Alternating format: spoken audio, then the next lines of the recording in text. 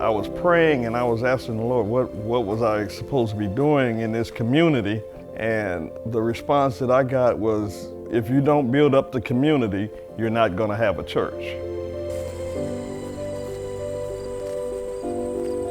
Sacred Grounds by the National Wildlife Federation is a Garden for Wildlife program for faith communities, encouraging them to create habitat on their properties and educate their congregations and their communities about it. This is Christ the King Church. We're a Catholic church in Northwest Detroit. The environmental aspect is to provide native pollinator habitat and habitat for all sorts of native critters. So pollinators, you think bees and butterflies and birds and things like that. We came up with the vision to create a prayer park. We are sitting right in the middle of a sacred ground space that we call our community prayer park. We filled out this application for these free flowers, unknowing that we were applying to sacred grounds. And that's how we were able to actually get our plants and get them planted.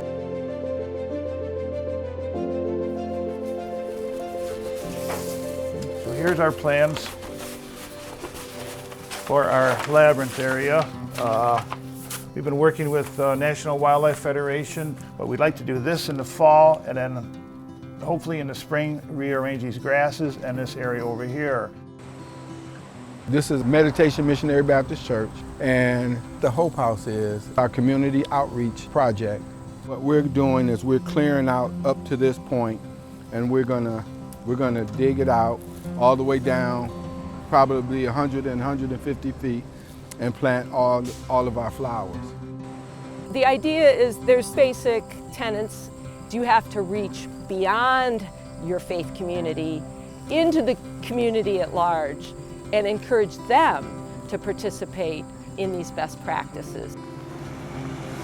If we want to continue to exist in an environment that's good for us and healthy for humans, then we need to make it healthy for the other species that we share space with as well.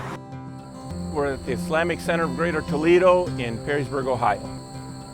There's a lot of milkweed in the area, which is a nice attractor for pollinators.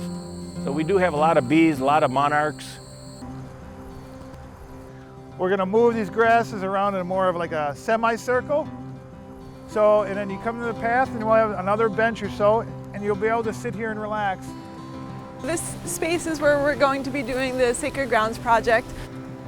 The rain garden will be good because it'll gather the stormwater from our downspouts, and it'll also provide habitat for native pollinators.